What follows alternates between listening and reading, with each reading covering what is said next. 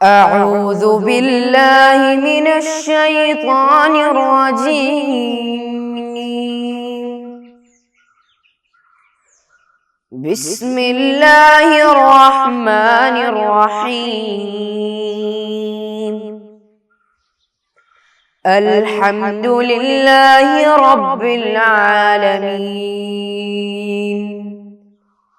الرحمن الرحيم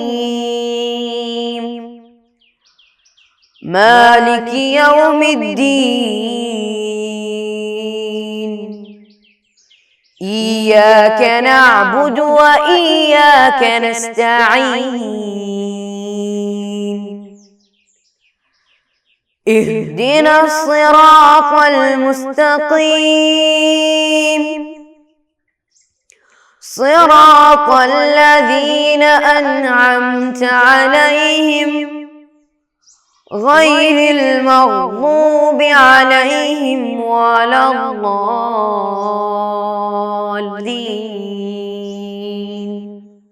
آمين. السلام علیکم ورحمۃ اللہ وبرکاتہ. پیارے بچوں، آن لائن کے ذریعے گھر میں بیٹھے بیٹھے تعلیم سیکھنے کا، موبائل کے ذریعے تعلیم سیکھنے کا ایک اہم ذریعہ ہے، ایک اہم پلیٹ فارم ہے. تو کورونا کے ٹائم میں ہمارے پڑھائی میں کوئی بھی رکاوٹ نہیں آنے کے لیے، کوئی بھی پڑھائی میں کوئی بھی ہمارا ڈسٹرب نہیں ہونے کے لیے، ہم اپنی پڑھائی کو آگے جاری و ساری رکھنے کے لیے ہم آن لائن کے ذریعے سے ہم اپنی پڑھائی کو آگے بڑھا سکتے ہیں. تو ہم بہت سے کتابیں پڑھتے ہیں، بہت سارے سبجیکٹس پڑھتے ہیں، بہت سارے علوم پڑھتے ہیں، بہت کتابیں پڑھتے ہیں نا، پڑھتے ہیں، بہت طرح کی کتابیں پڑھتے ہیں. قرآن پڑھتے ہیں، حدیث پڑھتے ہیں، تفسیر پڑھتے ہیں، اصول الفقہ پڑھتے ہیں، اور دنیاوی علوم پڑھتے ہیں. کیا کیا پڑھتے ہیں؟ سائنس پڑھتے ہیں، سوشولوجی پڑھتے ہیں، اور جغرافی پڑھتے ہیں، میتھمیٹکس پڑھتے ہیں نا، سب لوگ پڑھتے ہیں. ہر طرح کے علم پڑھتے ہیں ہم لوگ. اسی طرح کے ایک سبجیکٹس کا نام کیا ہے ہمارا؟ فقہ ہے. کیا نام ہے؟ فقہ نام ہے. تو ہم فقہ کو پڑھتے ہیں. اور یہ ہم فقہ کیوں پڑھتے ہیں؟ اس کے کیا ذریعہ ہے؟ اس کا کیا اہم ہے؟ یہ کیوں پڑھنا ہے؟ ہم کس لیے پڑھتے ہیں؟ اس کے ہم جاننے کے لیے ہم یہ سبجیکٹس کو بڑھائیں گے آگے، اور ہم اپنی پڑھائی کو آگے جاری رکھیں گے. تو ہمارا سبجیکٹ کیا ہے؟ فقہ ہے. فقہ ہم کیوں پڑھتے ہیں؟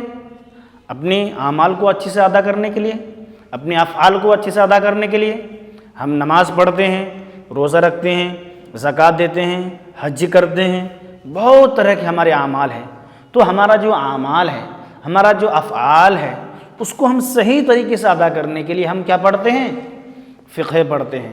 تو ہم فقہ پڑھنا ہمارا کیا مقصد ہے؟ تاکہ ہمارا اعمال صحیح طور پر ادا ہو جائے، صحیح طور پر ہم ادا کر سکیں. اور فقہ کو اگر دیکھا جائے تو فقہ عربی گرامر کے طور پر سے اس کو 2 باب سے آتے ہیں. کتنا؟ 2 باب سے آتے ہیں. فقہ کا معنی کیا ہے؟ سمجھنا، سمجھانا، سمجھ اپنے اندر اس کو لانا. تو پہلا باب کیا ہے؟ سمیع یسمعو کے باب سے آتا ہے، یعنی فقہ یفقہ. اور دوسرا باب کیا ہے؟ عربی گرامر کے طور پر سے کروما یکروما کے طور پر آتا ہے. تو 2 باب سے آتا ہے، اور دونوں کا معنی کیا آتا ہے؟ سمجھنا، سمجھانا، اپنے اندر لانا. تو ہم فقہ اس لیے پڑھتے ہیں تاکہ ہمارے جو علوم ہیں، ہمارے جو اعمال ہے، ہمارے جو افعال ہے، اس کو ہم اچھے سے ادا کر سکیں، اس کو ہم اچھے سے انجام دے سکیں. ہے نا؟ سب لوگ ہیں نا؟ بس. تو ہم ہمارے فقہ میں ہمارا جو اس کتاب میں ہمارا جو یہ جو کتاب ہے کیا ہے؟ فقہ حنفی. فقہ حنفی کی یہ 4تھی جماعت کی کتاب ہے. تو ہم اس کتاب میں جب ہم کھولتے ہیں تو ہمارا جو پہلا جو بیان آتا ہے وہ کیا آتا ہے؟ جماعت اور امامت کا بیان آتا ہے. نماز ہم پڑھتے ہیں نا، نماز سب لوگ پڑھتے ہیں، آپ لوگ بھی پڑھتے ہیں. جب نماز پڑھنے سے پہلے ہم نماز تو پڑھتے ہیں، لیکن نماز کو ہم جماعت سے جب پڑھتے ہیں تو ہم کو کیا کرنا چاہیے اور ہم کو اس کے بدلے میں کیا ملتا ہے؟ آج ہم جماعت اور امامت کے بارے میں پڑھیں گے. جماعت سے ہم کو کیا ہونا چاہیے، جماعت سے ہم کو کیا ملے گا، اس کے بارے میں ہم کیا کریں گے؟ پڑھائی کریں گے. ہے نا؟ سب لوگ تیار ہیں؟ تیار ہیں انشاءاللہ. تو جماعت اور امامت کا مسئلہ ہے، یعنی جماعت میں ہم نماز پڑھیں گے تو جماعت میں کیوں پڑھنا چاہیے، اس کے لیے کیا ملے گا، کیسے ملے گا، تو ہم جماعت اور امامت کا مسئلہ پڑھیں گے۔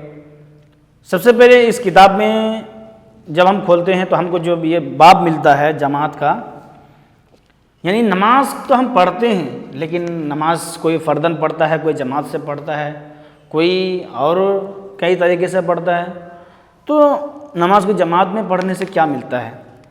سب سے پہلے آپ لوگ سنیں گے، یہ بہت سارے ہم کتابوں میں پڑھتے ہیں کہ نماز پڑھنے کے بہت سے فضائل ہیں، بہت اس کے مطلب فضیلتیں ہیں، نماز جماعت پڑھنے سے بہت سی مطلب ثواب ملتے ہیں۔ تو اس کتاب میں ہمارا جو باب ہے وہ جماعت اور امامت کا مسئلہ ہے۔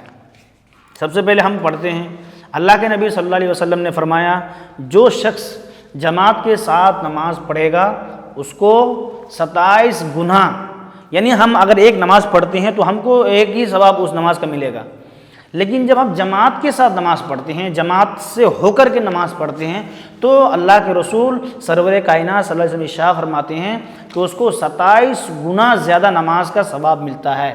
یعنی ایک رکعت اگر ایک جماعت کا نماز پڑھیں گے تو آپ کو ایک ہی اس کا ٹائم ثواب ملے گا، لیکن اب اگر جماعت کے ساتھ پڑھیں گے تو آپ کو 27 یعنی 27 نماز پڑھنے کے گناہ اس کے برابر اس کو ثواب ملے گا۔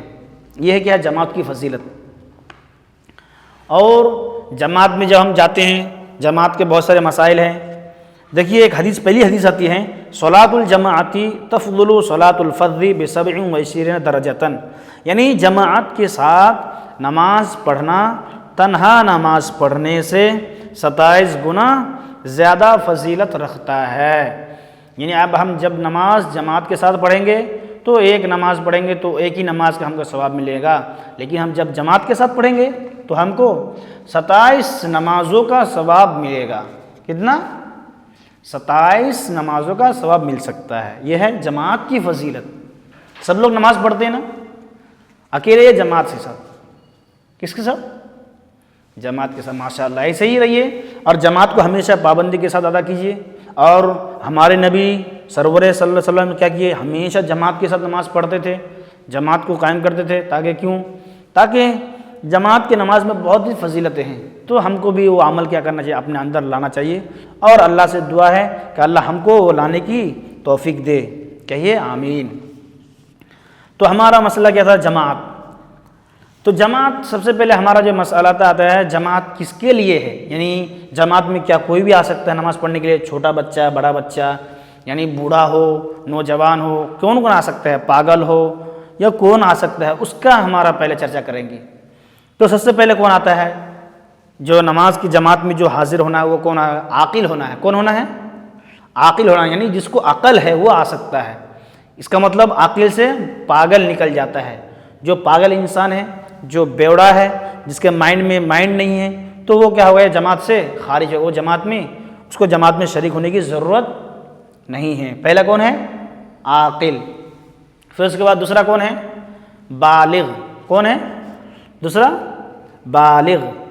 اس کا مطلب کیا ہے؟ جو نابالغ ہے اس کے اوپر جماعت نہیں ہے۔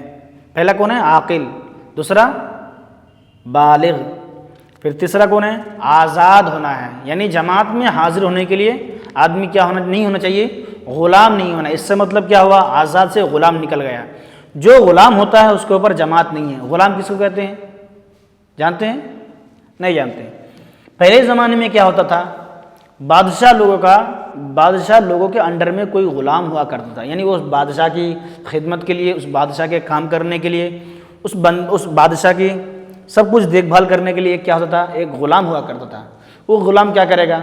اس کے دیکھ بھال کرے گا، اس کے انڈر میں جو کچھ کام ہے وہ سب کو انجام دے سکتا تھا، انجام دے گا وہ کون؟ غلام۔ تو اس کا مطلب کیا ہے کہ غلام کے اوپر یعنی آزاد ہونا چاہیے، یعنی وہ آدمی فریڈم ہونا چاہیے، وہ کسی کے انڈر میں کسی کے انڈر کے نہیں ہونا چاہیے، تو آزاد ہونا چاہیے۔ تو آزاد سے کیا نکل گیا؟ غلام نکل گیا۔ پہلا کون ہے؟ عاقل، دوسرا بالغ، تیسرا آزاد، ٹھیک ہے۔ چوتھا کون ہے؟ قادر، یعنی جو کر سکتا ہے، یعنی جس کے اندر استطاعت ہے کرنے کی، یعنی چلنے کی استطاعت ہے، جانے کی استطاعت ہے، کھانے کی استطاعت، یعنی جو آپ اس سے کون نکل گیا؟ جو لوگ نہیں کر سکتے یہ کام، یعنی جو بوڑھا ہے، جو ایک دم لاغر ہے، ایک دم پتلا ہے، دبلا ہے، جو ایک دم چل نہیں سکتا، کچھ کھا نہیں ہیں، کچھ پیتے نہیں ہیں، تو ایسے آدمی کیا ہوگا، اس پر جماعت کیا نہیں ہے، اس کے اوپر جماعت نہیں ہے۔ تو پہلا کون ہے، عاقل ہے، دوسرا کون ہے، بالغ ہے، تیسرا آزاد، چوتھا قادر۔ یہ ان سب کے لیے کیا ہے، جماعت کیا ہے، سنت مؤکدہ ہے۔ اور ہاں، جماعت کا حکم کیا ہے، جماعت کا حکم کیا ہے، سنت مؤکدہ ہے، یعنی جماعت میں شریک ہونے سے ہم کو زیادہ ثواب ملتا ہے، اور بغیر عذر کے جماعت کو چھوڑنا نہیں چاہیے۔ تو پہلا ہمارا کیا ہو گیا، جماعت، اور اس کے بعد ہمارا آتا کیا مسئلہ آئے گا، یعنی جماعت میں کون سی نماز کے لیے جماعت کیا ہے، یعنی ہم بہت ساری نماز ہے نا، نماز جنازہ ہے، نماز عیدین ہے، بقرعید ہے، عید ہے، پھر جمعہ ہے، بہت ساری نماز ہے، سورج گرہن کی نماز آتی ہے، بہت ساری اس میں نماز دیا ہے، جمعہ کی نماز ہے، تراویح میں ہم لوگ کبھی کبھی کیا جماعت پڑھتے ہیں، وہ جماعت کیا ہے، رمضان کی وتر میں ہم لوگ جماعت پڑھتے ہیں، باقی وتر جو ہم پڑھتے ہیں باقی دنوں میں، اس میں ہم کیا نہیں کرتے ہیں، اس میں ہم جماعت سے نہیں پڑھتے ہیں، پڑھتے ہیں کوئی، صرف رمضان میں ہم وتر کو جماعت سے پڑھتے ہیں نا۔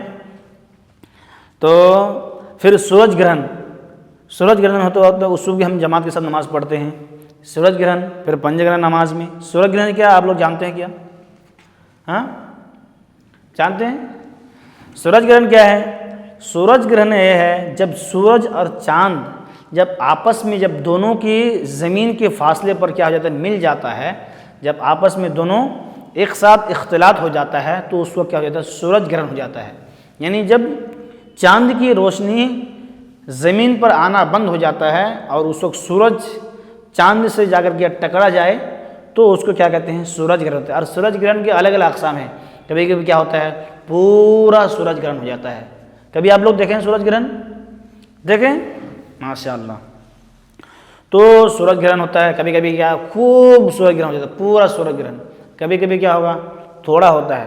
اور سورج گرہن یہ ہر 2-3 سال میں، 1 سال میں، 3 سال میں یہ سب سورج گرہن ہوتا ہے۔ تو سورج گرہن کی ہم نماز پڑھتے ہیں، اس کی نماز کیا ہے، جماعت کے ساتھ پڑھنا چاہیے، وہ بھی مسئلہ ہے۔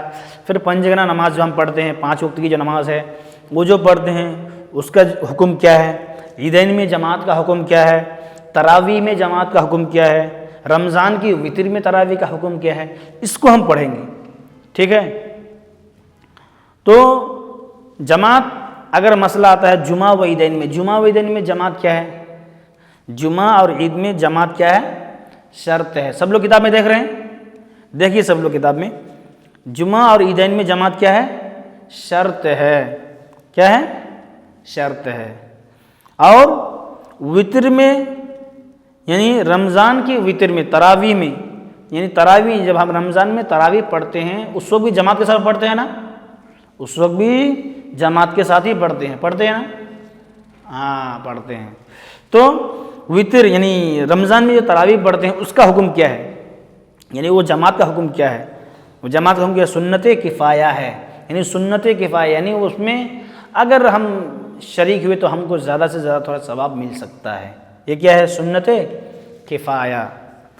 پھر اس کے بعد ہے رمضان کے وتر میں، رمضان کے وتر میں بھی تراویح یہ جماعت ہوتی ہے، تو رمضان کے وتر میں تراویح وتر ہم جماعت سے پڑھتے ہیں، اور اس کا ایک الگ سے ایک چیپٹر بھی آتا ہے، لیکن ہم اس کو ابھی بیان نہیں کریں گے، اس کو اگلے باب میں انشاءاللہ بیان کریں گے، آنے والے دنوں میں ہم بیان کریں گے۔